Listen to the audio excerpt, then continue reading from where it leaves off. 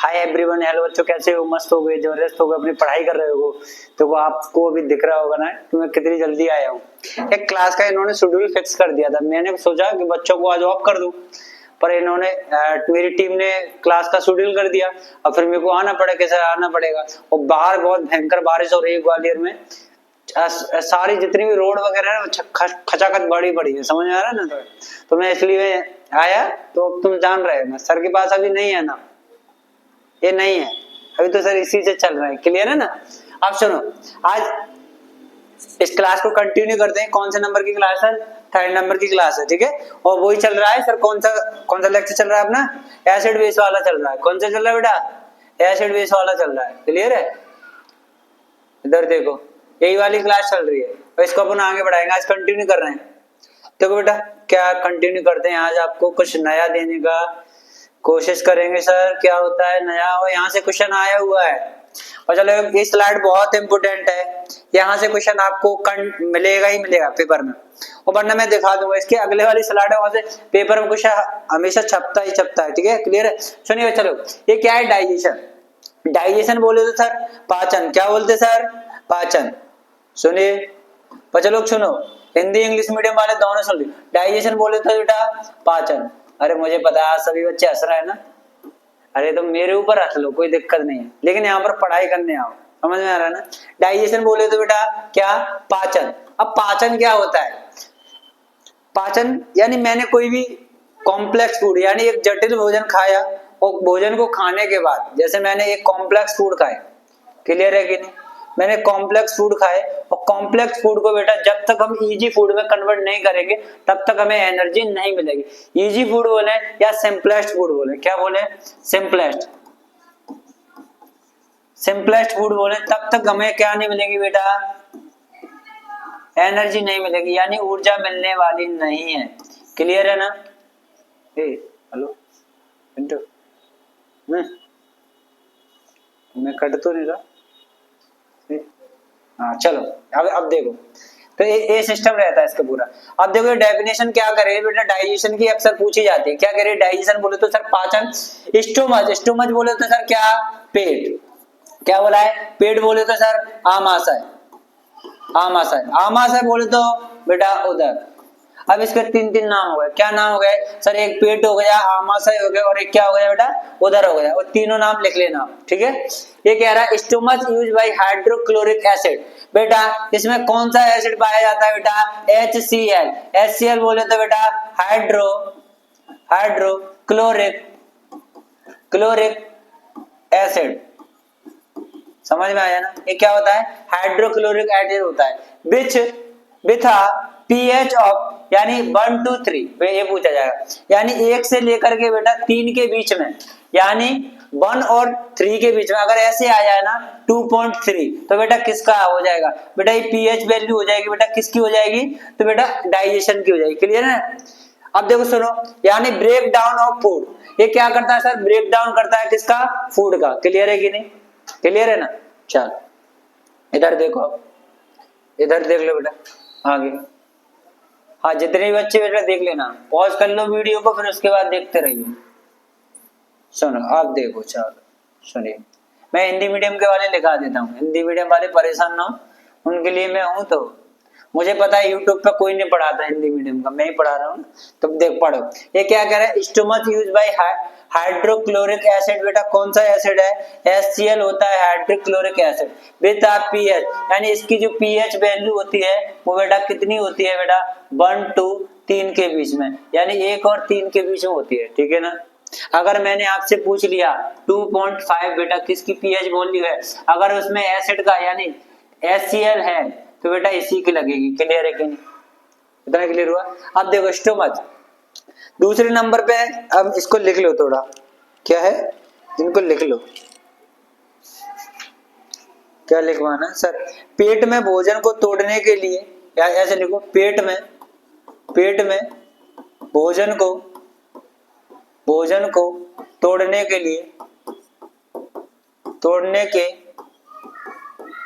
लिए बेटा, और आगे लिखो तोड़ने के लिए 1 से 3 pH के साथ के साथ हाइड्रोक्लोरिक एसिड का उपयोग करता है। हाइड्रोक्लोरिक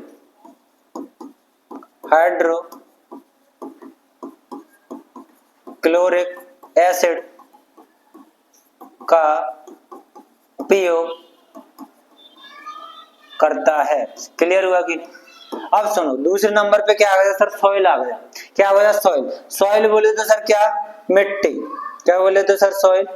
सॉइल बोले तो सर मिट्टी या मृदा। मैंने क्या लिख दी बेटा? मृदा लिख दी। क्लियर है ना? अब ये कह रहा है plants thrive in soils with a pH. अब बेटा बस इसमें बस यही पूछा जाएगा, जो सॉइल होती है बेटा उसकी पीएच वैल्यू कितनी होती है, यानी सॉइल का पीएच मान कितना होता है बेटा? 6.3 से लेकर के 7.3 के बीच में। क्लियर है ना? ये पॉइंट याद रखो।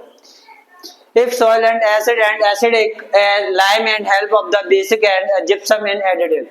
जो जिप्सम वगैरह होता है, जिप्सम बोले तो सर जो टाइल्स होती हैं, टाइल्स के बीच में जो व्हाइट कलर का जो पाउडर भरा रहता है उसे बेटा जिप्सम बोला जाता है। क्लियर है ना? तो कमेंट में आपको बताना है बेटा, कमेंट करो, उसमें बताना है बेटा जिप्सम का फॉर्मूला। जिप्सम का क्या बताना है? फॉर्मूला बताना है, क्या होता है। क्लियर है ना? इधर देखो दूसरे नंबर पे, आगे देखो, आगे वाली स्लाइड, ये इंपोर्टेंट स्लाइड है। ये 2023 में पूछा गया क्वेश्चन है, एमपी बोर्ड वाले देखिए बच्चे लोग, 2023 में पूछा गया है। 2023 मैंने लिख दिया, ऐसे ही पूछा गया था बेटा। टूथ डिके, टूथ डिके बोले तो दांतों का क्षरण होना। क्या होना बेटा? दांतों का क्षरण होना। दांतों का क्या बेटा? दांतों का क्षरण होना, क्षरण होना। क्लियर है ना? इधर देखो क्या है? ये बैक्टीरिया है। कौन है बेटा? बैक्टीरिया है। अब क्या है, आपने दांत की कभी स्ट्रक्चर को देखा है सर? जी सर देखा तो है। चलो मैं भी बना देता हूं, दांत की स्ट्रक्चर क्या होती है। क्लियर है ना? इधर देखो, हाँ सर ये दांत की स्ट्रक्चर है। थोड़ा डीपली जाएंगे, थोड़ा ही डीपली जाएंगे, ज्यादा नहीं, जितना तुम्हारे सिलेबस में बेटा। ये क्या है? दांत की स्ट्रक्चर होती है, और दांत की स्ट्रक्चर में अपन को कौन कौन सी चीजें देखने को मिलती है। दांत का जो बाहर वाला जो पार्ट होता है व्हाइट कलर का दिखता है, जैसे क्राउन पार्ट बोला हुआ जाता है, वो बेटा किस क्राउन पार्ट के व्हाइट जो लेयर होती है बेटा उसे क्या बोलते हैं? इनामेल बोलते हैं। क्या बोलते हैं? इनामेल या एनेमल बोलते हैं, एक ही बात है। अब दांत के अंदर बेटा एक कैविटी पाई जाती है। क्या पाई जाती है? दांत के अंदर एक कैविटी पाई जाती है, जिसे हम क्या कहते हैं बेटा? पल्प कैविटी कहते हैं। क्या कहते हैं? पल्प कैविटी कहते हैं। क्लियर हुआ?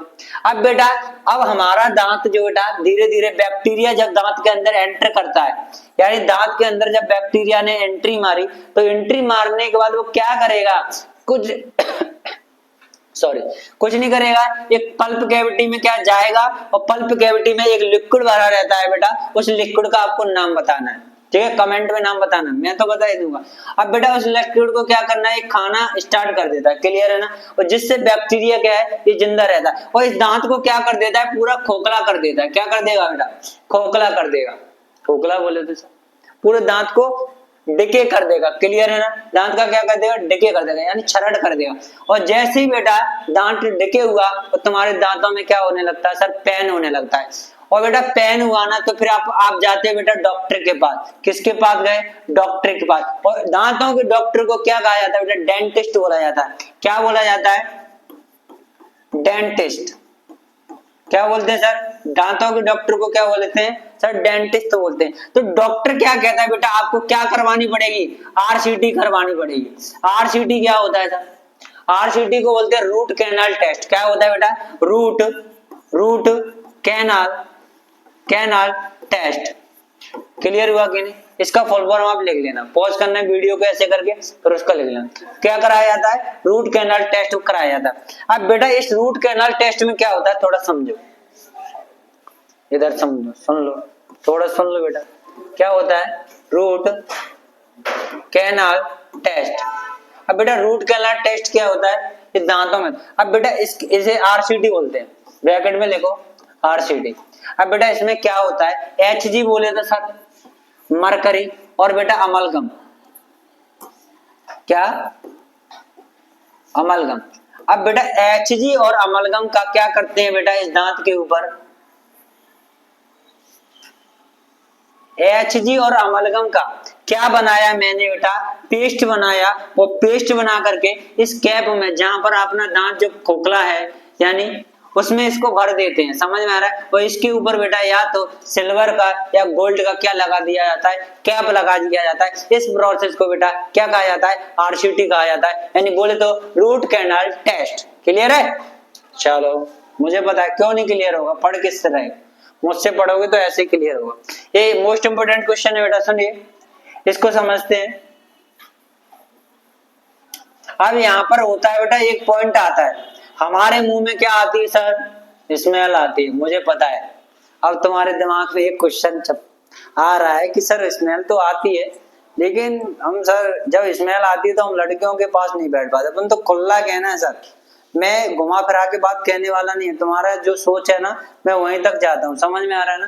तो बेटा जैसे ही तुम्हारे मुंह में से क्या आ गई सर, बदबू आएगी। और बदबू क्यों आती है आज मैं बताऊंगा, क्लियर है कि नहीं।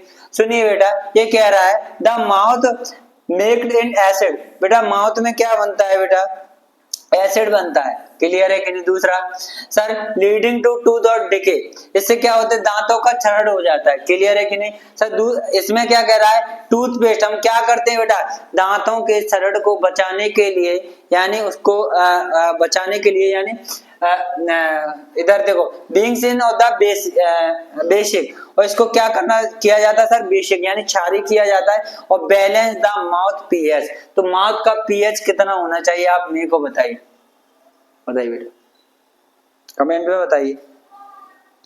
तो इसका जो मुंह का पीएच मान होता है अपन को इतना होना चाहिए, 5.5 देखने को मिलना चाहिए, क्लियर है कि नहीं।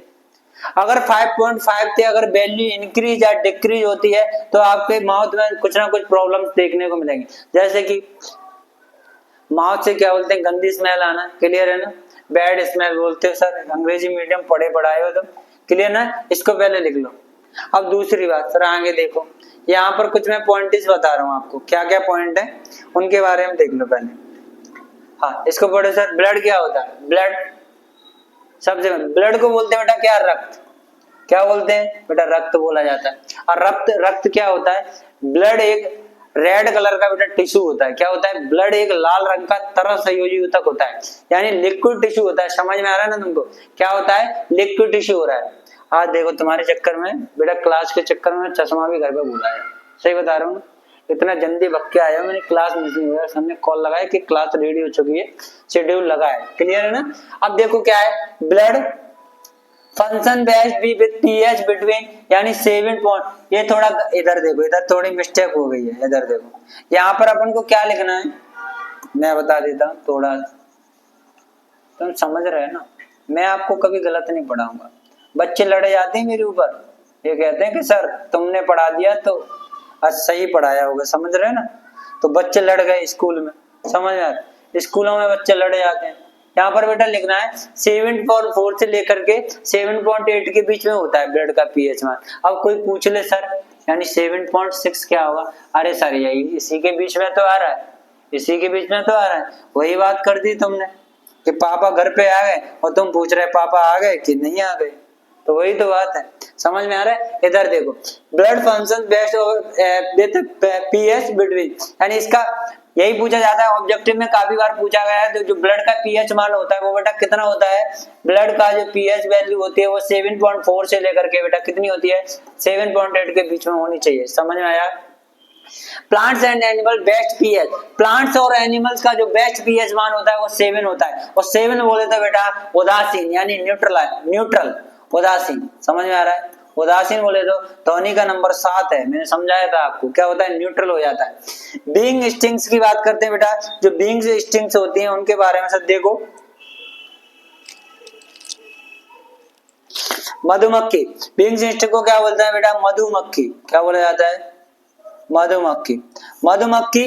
हाँ बेटा अब देखो आज मेरे को समझ में आया ना, ये मधुमक्खी ने मेरे को काट भी लिया है, इधर देखो, इधर बहुत भयंकर वाला काटा है ना, यहाँ से बहुत कर्रा वाला। अब मधुमक्खी ने क्या काट लिया है, तो कल्ली में को काटा था बेटा। अब क्या है, ये खुद कह रहा है, देखो साइंस कह रहा है फिर मेरे को दवाई भी पता चल गई, मैंने baking soda and neutralization reaction, जैसे भी मधुमक्खी, मैंने कहा बोलता एंड टेस्टिंग जितने भी होती हैं, या तो मैं क्या बोलते हैं स्कॉर्पियन यानी बिच्छू काट लेता है, तो बेटा आपके घर में क्या होना चाहिए बेटा, बेकिंग सोडा होना चाहिए। तो बेकिंग सोडा जब लगा लेते हैं, यहाँ पर क्या है, इधर क्या है, एसिड है, देखो एसिड है, एसिड बेटा काय में सर, स्टिंग्स में, यानी जो बीइंग स्टिंग्स है उसकी मधुमक्खी के डंक में क्या है बेटा, स्टिंग्स में क्या है बेटा, एसिड होता है। और ये क्या कह रहा है, बेकिंग सोडा में क्या है सर, बेकिंग सोडा में क्या होता है सर, बेस होता है। बेस बोले तो बेटा क्षार बोले तो क्या होता है, बेस क्षार। अब बेस और क्षार मिलेगा तो ध्वनि का नंबर मुझे क्या मिलेगा, 7 नंबर मिलेगा। और यहाँ पर रिएक्शन क्या हो जाती है बेटा, न्यूट्रलाइज हो जाती है। जब देखो मैं आपको बता दूं, अरे सर हम तो गाँव के हैं, कहाँ के हैं सर, गांव के। तो अगर मधुमक्खी हमें काट जाती है तो बेटा हम क्या करते हैं, लोहा घिसके लगा देते हैं। और लोहा क्या है सर, आयरन है, और आयरन में क्या होता है बेटा, बेस होता है यानी क्षार होता है। जैसे ही एसिड और बेस के साथ रिएक्ट हुई, नंबर 7 मिला, और 7 मिला तो वहां पर जो चीजें होती है वो बैलेंस हो जाती है। समझ में आ रहा है ना, क्या हो जाती है बेटा, बैलेंस हो जाती है। क्लियर है ना, चलो बहुत बढ़िया। मुझे पता है तुम ऐसे खिलाड़ी, अरे मान जा, अरे मानती क्यों नहीं,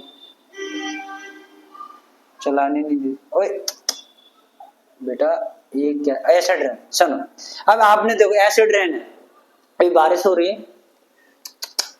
अरे यार मान जा, कुछ लेना पड़ेगा। चलो सुनो, कुछ नहीं हुआ बेटा, फिर बैठ गई ना कहीं, अरे बेटो तो सर भगाइयो ने। चलो कुछ नहीं है, मक्खी परेशान कर रही है आज, देख रहे स्टूडियो में मक्खियां परेशान करने आ जाती। सुनिए sir, acid rain, acid rain को बोलते हैं अम्ल वर्षा, एसिड को बोलते हैं बेटा अम्ल, और रेन को बोलते हैं वर्षा। अब देखो फीलिंग्स आ गई ना वर्षा वाली। चलो कुछ नहीं, इधर देख लो, pollution can get of the rain of because acidic and harming and fishes। बेटा जब एसिड रेन होती है ना तो बेटा हार्मफुल होती है बेटा किसके लिए, फिश और एनिमल्स के लिए। समझ में आ रहा है, तो बस इतना ही लिखना है। अब दूसरा सर, एसिड रेन में बेटा कौन कौन सी चीजें, कौन कौन सी गैसेस आती हैं सर, SO2 आ गई बेटा, कौन सी आ गई सर, H2O, और ये देखो नाइट्रिक एसिड वाली निकल ही रही है, HNO3, कौन सी, HNO3 नाइट्रिक एसिड हो गया सर, SO2 हो गई प्लस H2O हो गई यानी सल्फ्यूरिक, और H2SO4 हो गई बेटा। तो ये सारी जो गैसेस होती हैं वो सारी निकल रही है। क्लियर है ना, तो ये एसिड, मैं आपसे बच्चा बोलूंगा, मैं आपसे बच्चा एक बात बोल रहा हूँ, सुनो, ये एसिड जो पहली वर्षा होती है ना, फर्स्ट बारिश में बेटा कभी नहाना नहीं चाहिए। क्लियर है ना, पहली वर्षा में नहीं नहाना चाहिए। वहां से बेटा अपन को क्या हो सकता है सर, गमोरियां हो सकती हैं। क्या है सर, गमोरियां। ये क्या होता है सर, गमोरियां। हमारे गांव वाले जानते हैं मरहोरी, क्या बोलते हैं, मरहोरी।